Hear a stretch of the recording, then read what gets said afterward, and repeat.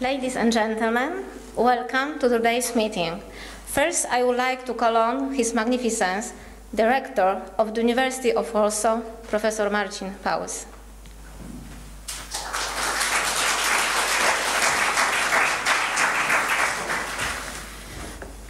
Ladies, gentlemen, it's my honor and great pleasure to welcome Prime Minister of Sweden, Mr. Stefan Löfven, to the University of Warsaw.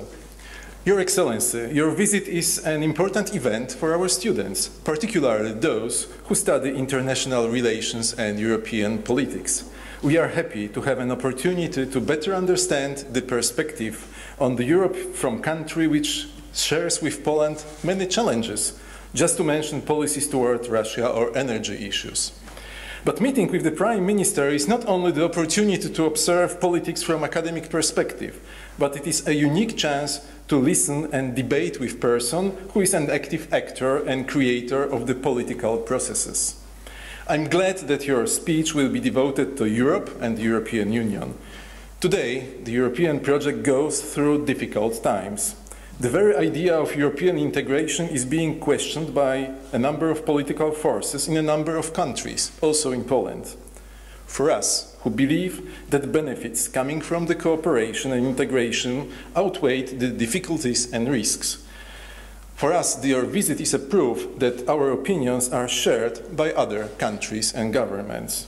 Europe also needs optimism, openness, fairness and honesty, traits often associated with Scandinavian societies. Therefore, we are looking forward to your speech.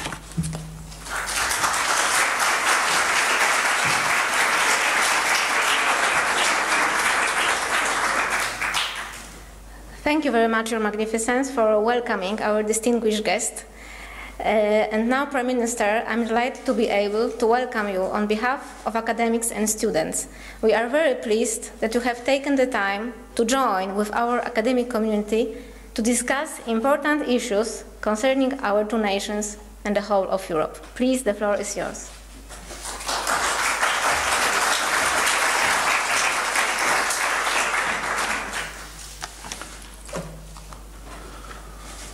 Chancellor, or as I understand, you use the same word as in Sweden, rector. Yes. Students, ladies and gentlemen, dzień dobry. Is that okay? Okay. Let me start by saying I'm very pleased to be back in Warsaw. I have been here already 3 times in my capacity as Prime Minister, and I love to come back to this wonderful city. I do mean that. It's a wonderful city. I've also been here privately, and I hope to come back even more times. It's also important to say that our societies and our people have many strong and manifold ties between us. And our countries cooperate a lot, not least as members of the European Union. And today I would like to share with you some of my thoughts of our common Europe. I will begin with a quote. When you come out of the storm, you won't be the same person who walked in. That's what this storm is all about. This is a quote by a Japanese author, Haruki Murakami, and it tells us that turbulence brings change, but also that we should not be afraid of that change. The secret of change is to focus all our energy not on fighting the old, but on building the new. That is the secret. And we have definitely some stormy times behind us. For the last few years, the European Council has been in almost constant crisis mode. From terrorist attempts to attack the foundation of our democracies, we have seen that in Brussels, in Paris, in Copenhagen, in Berlin, in Munich, in London, in Stockholm, and many more places. Also from the onslaught of the financial crisis and the EU's inability to tackle youth unemployment, social despair, and also the global refugee crisis, and from Russia's illegal annexation of Crimea and its continued aggression in Ukraine, and to Brexit and the long, very tough negotiations that lie ahead of us. But having said that, in recent years we have also seen results of strong political leadership and countries coming together to tackle the challenges that we face. These results include a global climate agreement, which today, by the way, we can see demands even stronger European leadership. It has also included new sustainable development goals. I'm talking about Agenda 2030. And, for example, large parts of the African countries now rising from poverty faster than ever before. Now, these advances show us that global cooperation makes a real difference, and that the EU is able to come out of these storms stronger, standing united against external threats, tackling common challenges with the collective strength that is required to resolve them, and also clearing away the last ruins of the financial crisis and building strong societies. This is a defining moment of European history. If we manage it well, if we can focus on building the new, we will become stronger. Today I would like to focus on three central values of our European Union. The first concerns added value for our citizens. I believe that we need to stop blaming Brussels for everything and be better at delivering results that are visible in people's daily lives. The second concerns defending democracy against terrorism, but also about being true to our Union's most fundamental principles. And the third concerns the true spirit of cooperation. I believe that the future of the European Union must deliver on a much stronger promise to our citizens.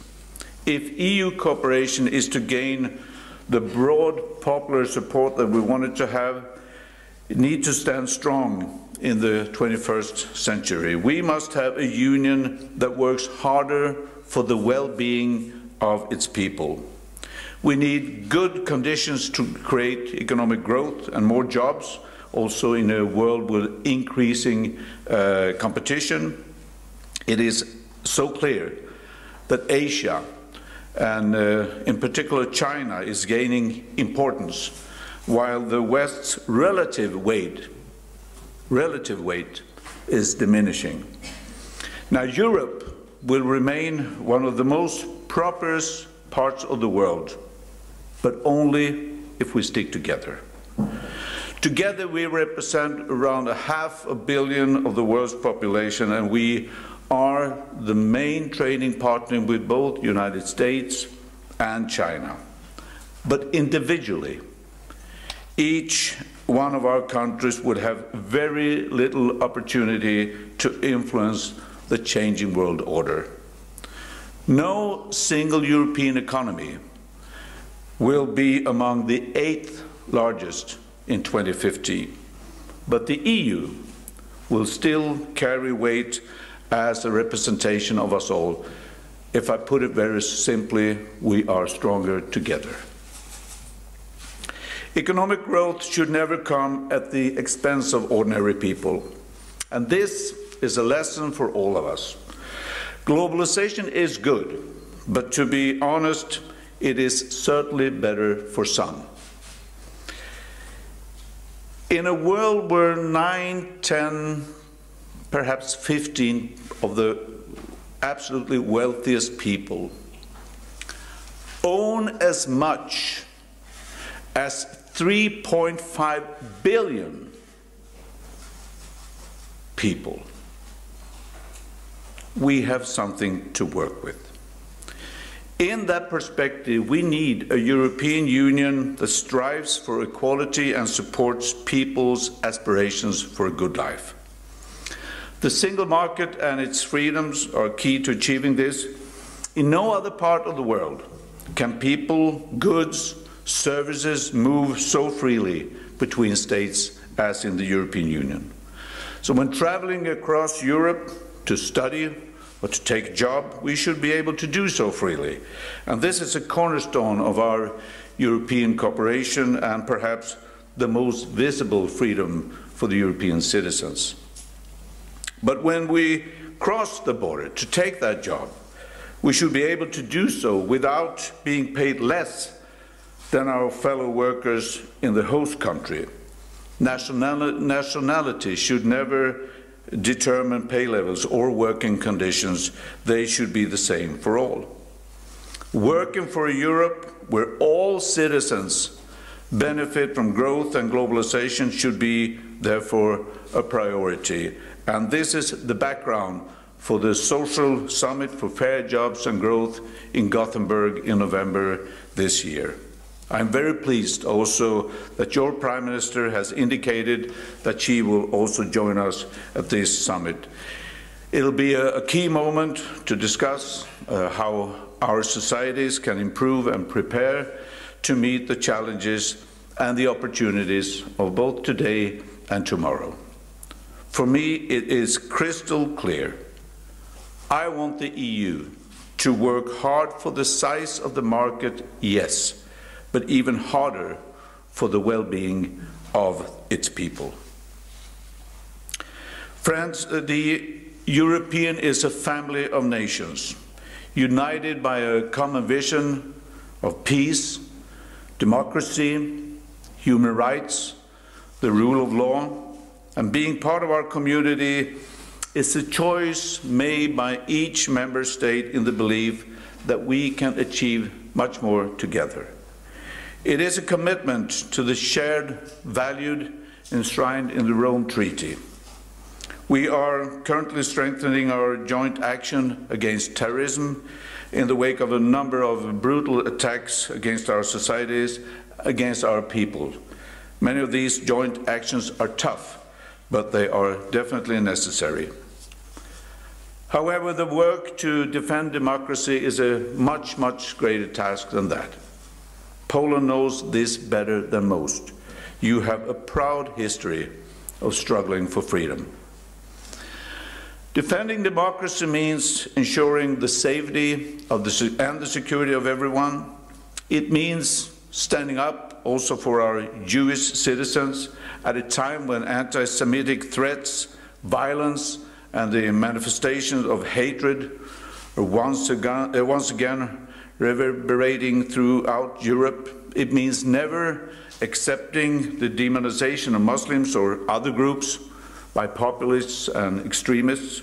It also means working for the right of women to live free, earn a fair and equal wage, and control their own bodies, and promoting the rights of minorities held back by prejudice and poverty. In my view, it is the obligation of all leaders in all countries to speak out forcefully against all forms of violence, oppression, and extremism. Defending democracy also means defending free and independent media, freedom of reporting, freedom of the press, because we know that politics always benefits from hard scrutiny. Defending democracy means respecting every person's right to assemble freely, to be tried in free and fair trials, to move freely in the society, and to love whomever they want. Respect for the rule of law and due process that guarantee the rights of all people is fundamental to our cooperation in the European Union, and there is no room for trade-offs here. If we do not defend our democratic values, we will lose our Europe as we know it. My last point, dear friends, concerns cooperation itself. In his book Markings, the former Swedish Secretary General of the United Nations, Dag Hammarskjöld, wrote, and I quote, Never look down to test the ground before taking your next step. Only he who keeps his eyes fixed on the far horizon will find the right road. Cooperation involves give and take. Believe me, I know from many hard negotiations as a trade union leader. Cooperation involves making deals and compromising, giving up some of your standpoints, listening to others, and in the end, doing what is best for everyone. It involves doing the right thing and almost always having our eyes on the horizon and not on our own shoes. Cooperation involves standing up for common decisions, not just those that suit us or the electorate the best. The EU cannot be reduced to some sort of cash machine from which we can withdraw money when needed. The EU is a joint project that comes with many advantages, but also obligations. It is shortly built on trust. And this trust has declined in recent years. Throughout the global refugee crisis, we have witnessed not only an inability, but also an unwillingness to share responsibility. Many words have been said, decisions have been made, but far too little action has been taken. It's time to ensure control of our external borders, implement the redistribution of refugees within the EU, combat human smuggling, and strengthen our common foreign policy to put a stop to the root causes of the refugee crisis. We must move from chaos to control. We must share responsibility, or we jeopardize the future of our European cooperation as we know it. If we do not establish a new, common, sustainable asylum system, more countries will be forced to act unilaterally, and that will hurt mobility, it will hurt trade. So for me, this is about honesty towards my colleagues in the European Union, but also towards the people in Sweden. No one gains from weak European cooperation, but this is also about solidarity with and justice for the people fleeing for their lives. To end up, next month I will turn 60. And I was born in 1957, the year the Treaty of Rome was signed. We celebrated that earlier this year in Rome. My generation was given vast opportunities and had great hopes for the future, dreams for the future. I want you students to have those dreams, same kind of dreams, other dreams, but you need to dream. We face huge challenges today. We did that in the 1960s as well, but enormous opportunities lie in front of us.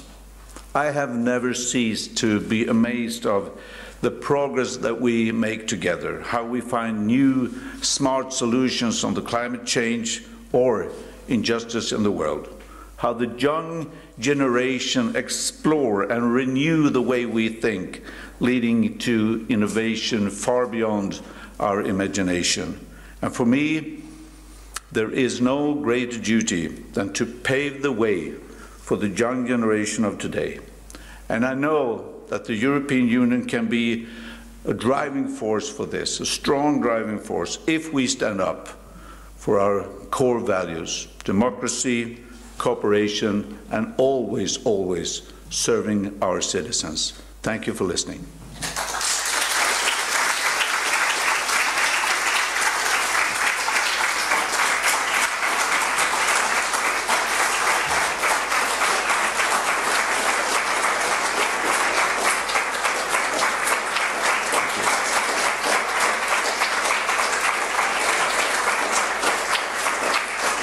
Thank you very much, Prime Minister.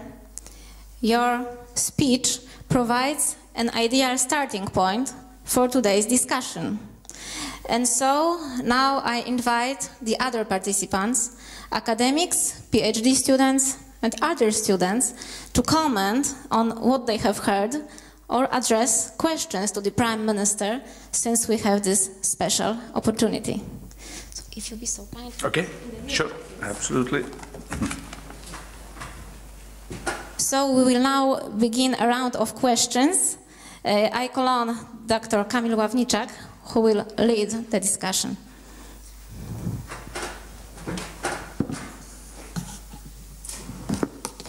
Thank you very much.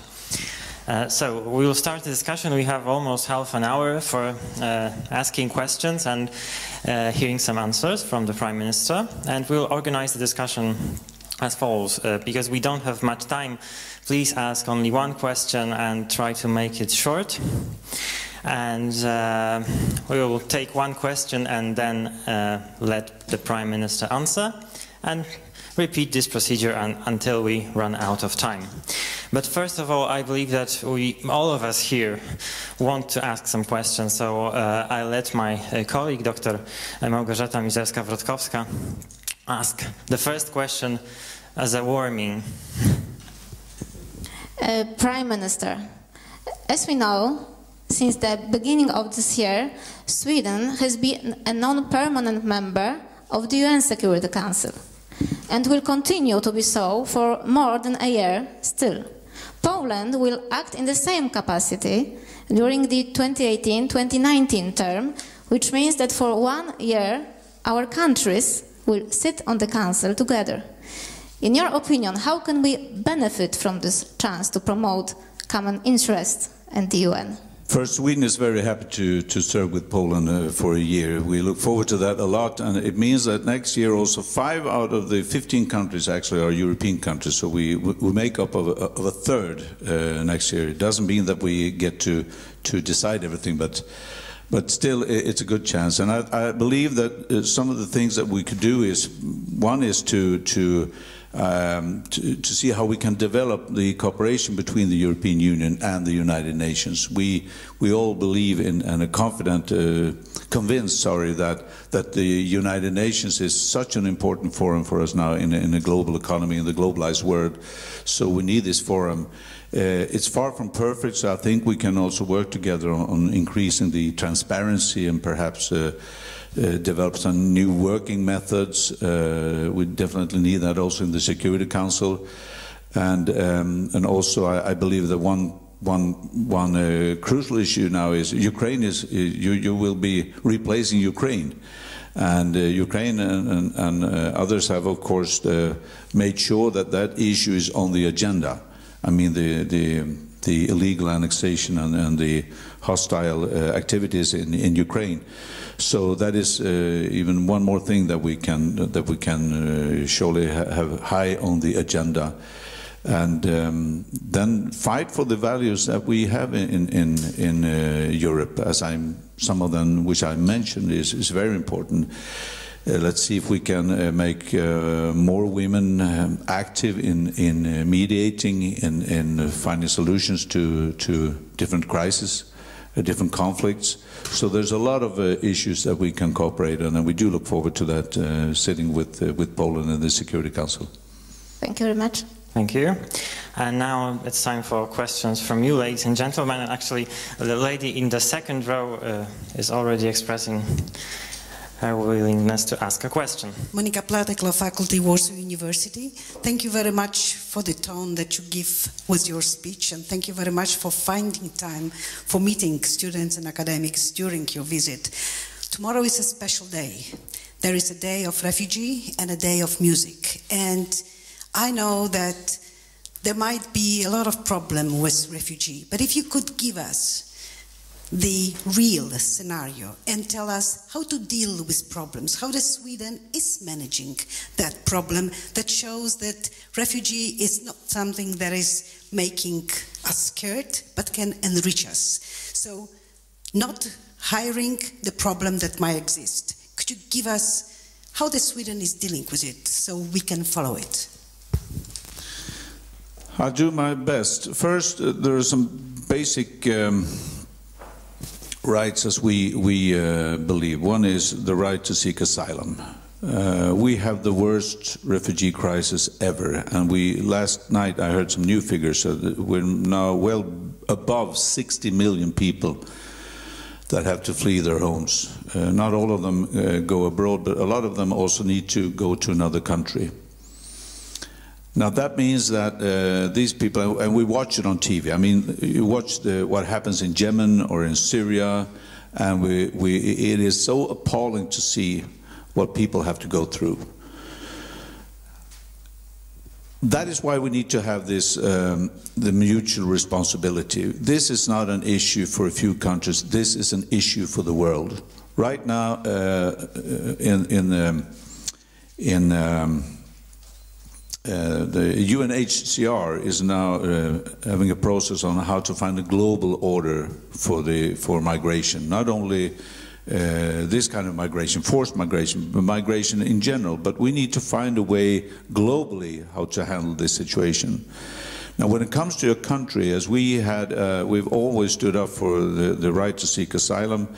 Then what happened in 2015 was that you could see, as from September, as late as in June, July, August in Sweden, we couldn't see this dramatic change. But as from September, we, 2015, received 163,000 asylum seekers, and 70% of them came from September to December. So it was like this, skyrocketing.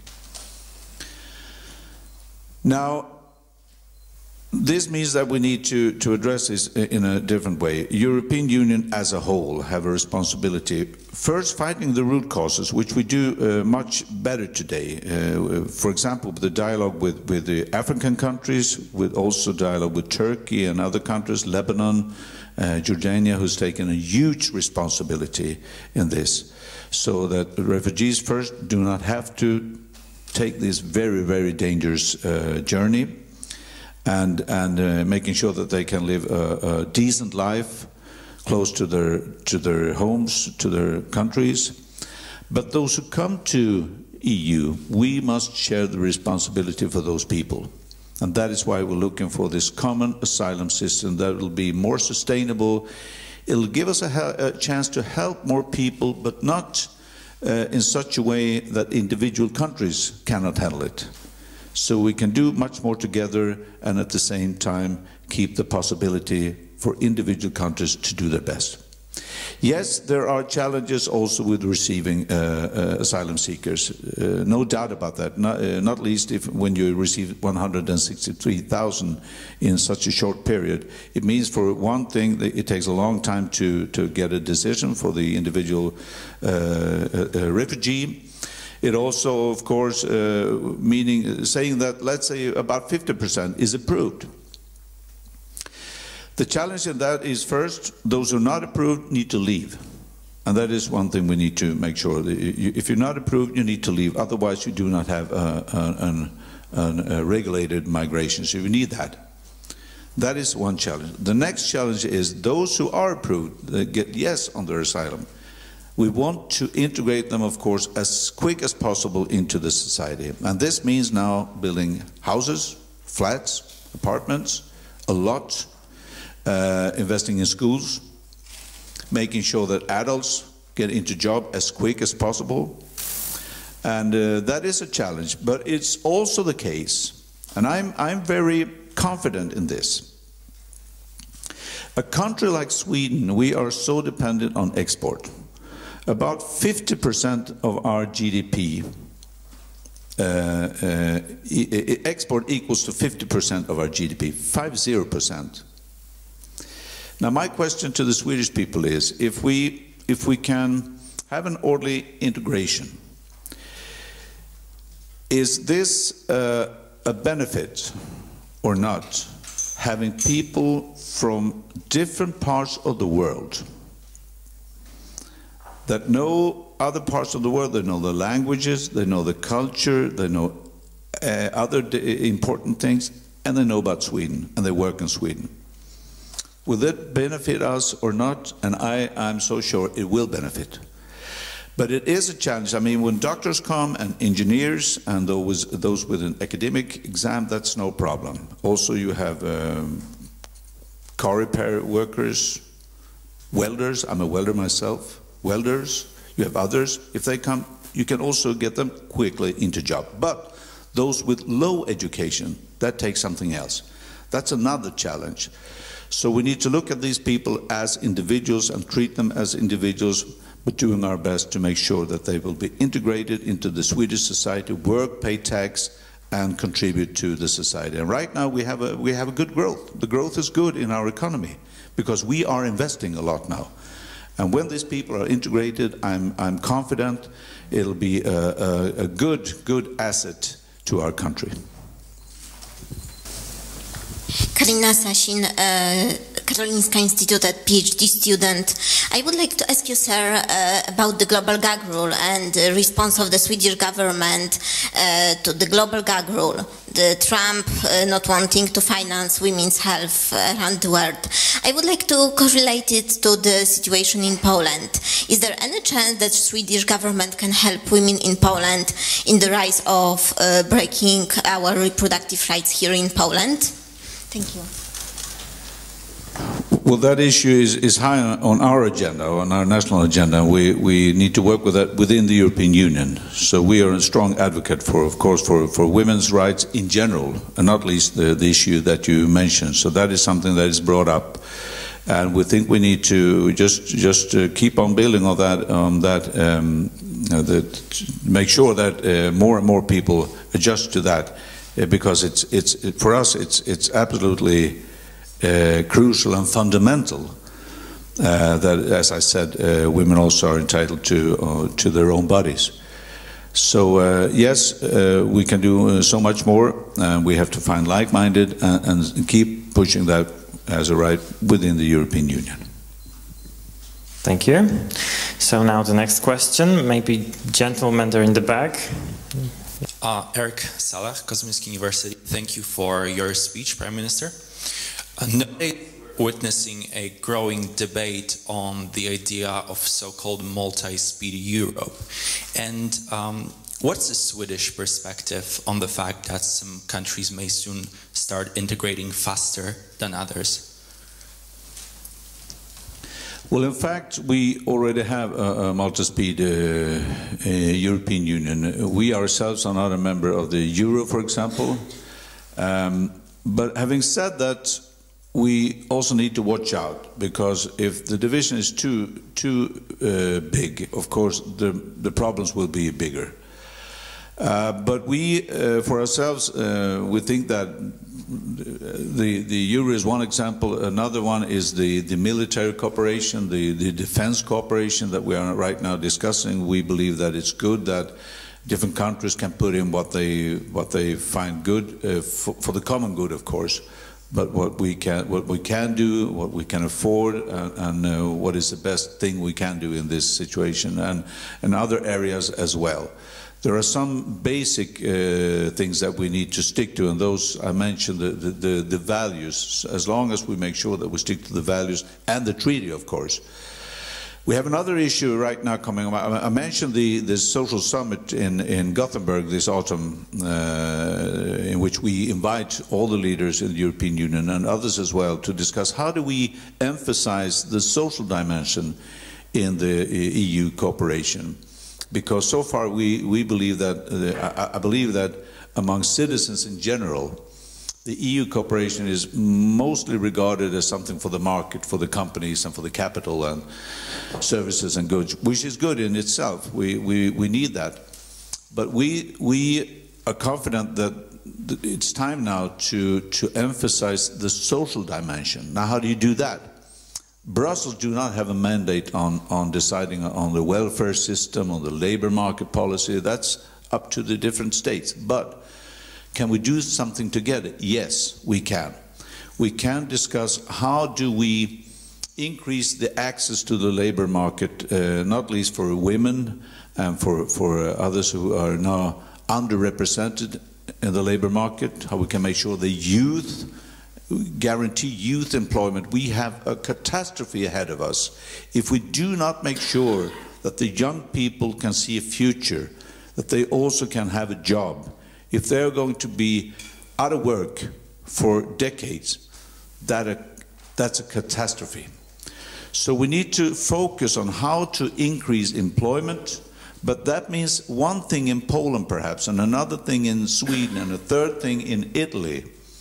But we focus on the same thing, and then we work it out as we want. And and similar thinking we can have also on the social dimension. How do we make sure that we have a labor market that is equal, with equal pay, fair wages?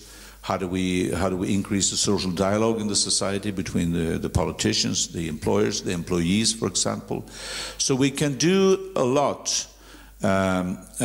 Also with different speed, as long as we walk in the same direction.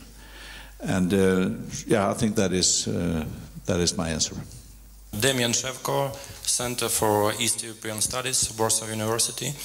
According to the basic legal acts of European Union, in principle, any European country that satisfies Copenhagen criteria can apply to join European Union. So in this connection, do such states as Ukraine, Belarus and Moldova do they fall under these regulations? Are they European enough to have such a perspective? What is the position of your government in this question? Thank you.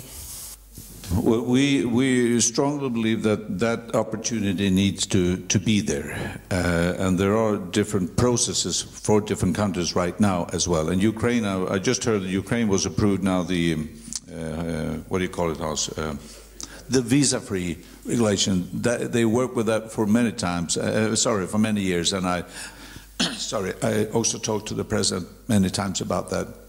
President Poroshenko. So now actually they can see, yes, we have the visa-free rules. So absolutely, that window is open. At the same time, right now, we need to acknowledge also that with the Brexit negotiations, I don't think, to be honest, that things would move even faster. The Brexit negotiations are so complicated. But it doesn't mean that you have to stop these processes. But I'm just saying that for practical reasons, I think that we will have the plate full with Brexit negotiations. But it's important to have that window open, and not least for the Western Balkan countries. It is important because we know also that we have other activities in these countries. So we want to keep them as close as possible. Thank you. And I suppose you are also willing to ask a question. Thank you very much. I'm Manish Thapa from Nepal. I'm a visiting professor at University of Warsaw at Institute of International Relations, and also professor at United Nations University in Costa Rica. First, I'd like to take this opportunity to thank you because my wife did her studies in Sweden and my brother, so thank to the Swedish government on this opportunity. Well, your central theme of your talk was about defending democracy and defending democratic ideals. But at the same time, in the last 5-6 years, especially in Europe, there is also another form of governance which is really coming up. For example, here in Poland and also in Hungary, we can name many of these governments which are completely going against what your central thesis about defending democracy or defending democratic ideals is. I just want your thought on this because I started coming to Poland from 2004.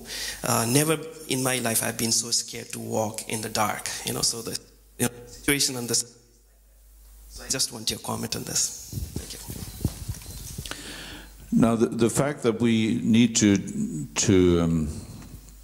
protect and defend democracy, of course, doesn't mean that it's perfect. And we also see some worrying trends. We just recently we were all very afraid what would happen in France, for example, if Le Pen would even win and become a president. I mean, that would be a totally different situation in Europe.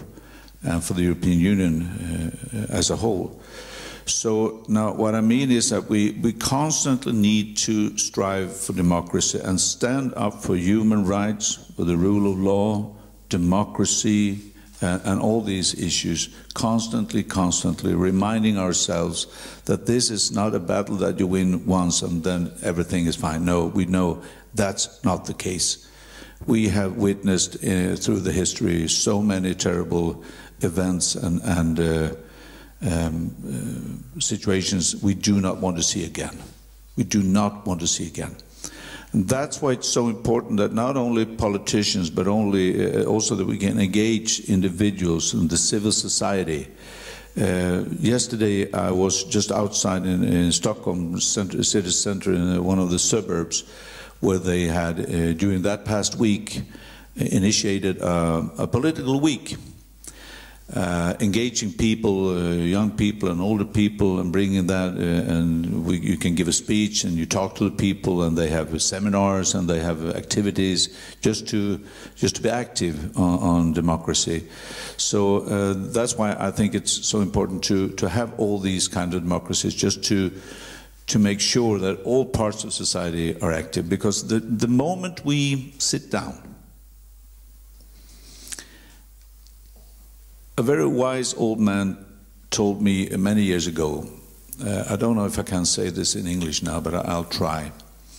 He said, there is no, in democracy, there is no vacuum. The place you don't occupy will be occupied by someone else. So if you don't take your place in democracy, someone else will do that. There is no vacuum, there is no empty space in democracy. So we need to be there, everyone, to make sure that we actually stand up for all these values. So yes, we do have problems in several areas, also in Europe, and we see it in other parts of the world also. So right now, perhaps is not the most positive time, but this is the most important time, not to give up, not to see this as a faith. This is just happening. Something else can happen as well, and that's what we need to just to make sure, talk about every day, and to make sure that we do whatever we can. We can do it as individuals, in organizations, in politics, with help of enterprises as well, because at the same time I see also that right now we can see that many more actors are talking about equality as something very important. Equality is nowadays actually a prerequisite for development, for sustainable development. 20 years ago, equality used to be an obstacle. Today it is regarded as a prerequisite, a basic condition for sustainable development. So we have, as always, we have opportunities, we have challenges. Then let's make sure that we grasp these opportunities and do what Dag Hammarskjöld did say. Let us not look at our shoes. Let's look at the far horizon. Thank you very much, and we have time for one more question, so perhaps a lady here towards the back.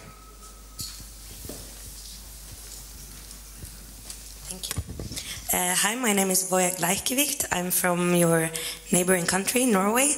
I study here, international relations. I wanted to ask you actually two very short questions. First of all, about what is Sweden's stance on the future European Union defense politics, because there's been a lot of talks about it, to widen it and so on, and countries have different opinions. And the second thing is, in the political discourse in Poland, there's been a lot of misconceptions about Sweden and the refugee crisis, and it's been used as kind of a political propaganda against it. And very often people use, I don't know, Malmö as an example of a place where you can't walk on the street if you're a woman and so on. And I would just like you to maybe reassure why it is safe to walk there, because I think otherwise. Thank you. Thank you. First, on defense cooperation, Sweden is a non-aligned country, and we've said we need to make sure that we have our own military capacity, of course, defense capacity, but also working on relations with different countries. Bilaterally, we do that with a lot of countries, like Poland. Also, we discuss with Poland, with NATO, with the most far-reaching cooperation we have with Finland. We have one with the United States, UK.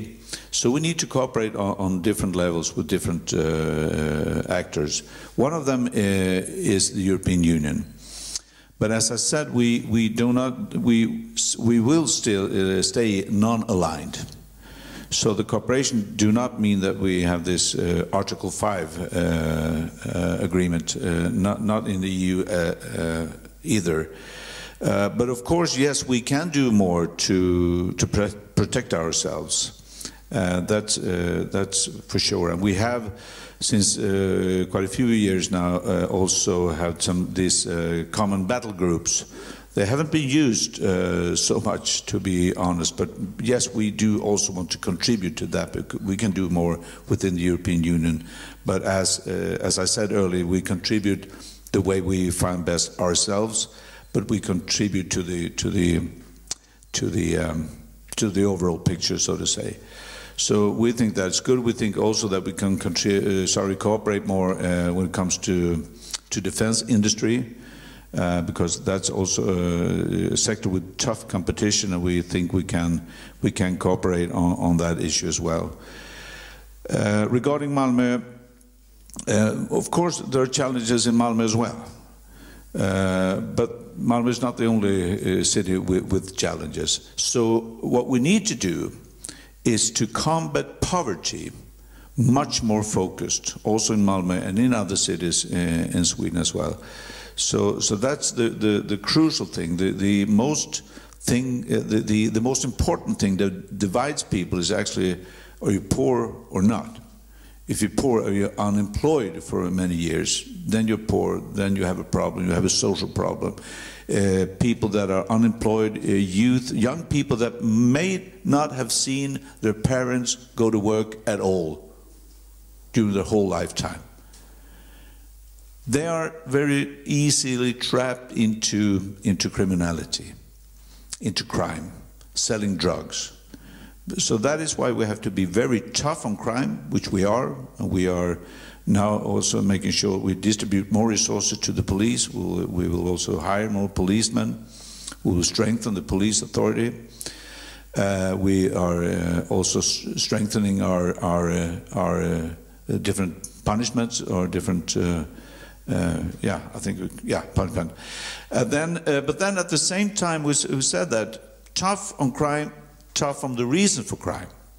So we're not fighting against long-term unemployment. We are making sure that we are also build both new buildings, new houses, new flats, but also renovating the areas that today looks not so nice, to be honest.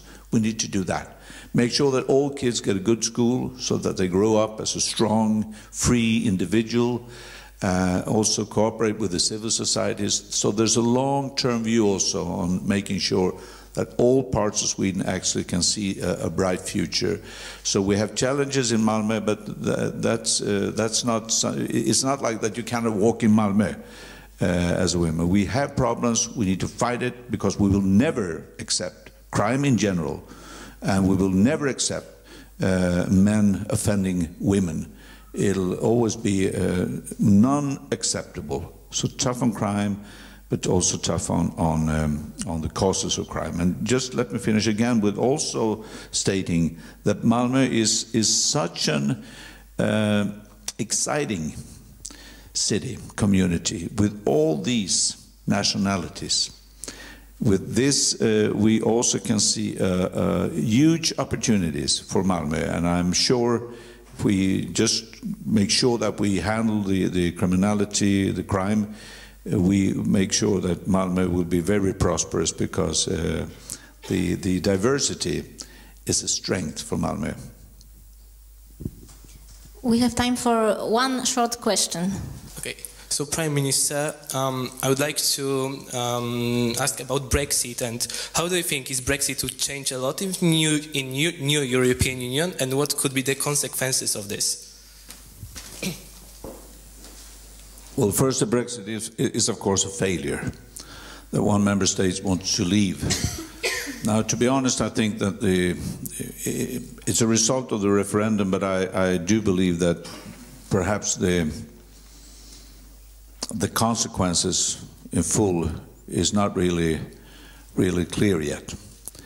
I believe there are too many people that think that you can get out of the union, get rid of the migration or immigration rather, and you get rid of all the difficult things, but still keep the positive things. That will not be the case. But for Sweden, we've also been very clear that we want this negotiation to be very pragmatic, to find a good way to handle this new relation. Because at the end of the day, when these negotiations are finished, EU is there, UK is there, and we need a good relation. So those who want to take this opportunity to punish UK, we believe that is wrong. That's the wrong way to deal with it. So let's face it, it was a referendum. They said vote for Brexit. Let's do the best of this situation. It will be very, very complicated. The more you think about it, the more complicated it gets, because there's so many issues on the table.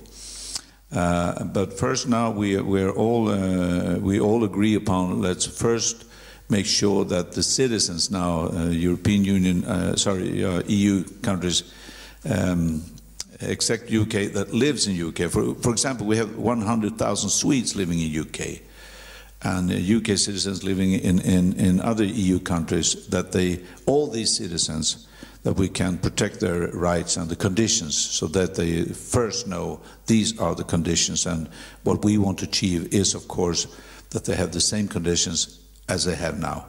That is an important issue. And then make sure that all these financial connections are sorted out, which would be very difficult. And then hopefully we can also start thinking about the new relation. What will that be, the new relation? But first, for that to be solved, is for the UK to say, this is the kind of relation we want, and then let's work from that. It'll be difficult, but let's be pragmatic. Let's take this very seriously. Let's make sure that after the negotiation, when we stand up for that table, the two parties are all right and can work from that. Thank you. So now it's time to conclude our discussion. Ladies and gentlemen, our meeting is coming to an end. I would like to thank you very much, Prime Minister. Tack så mycket for all your answers.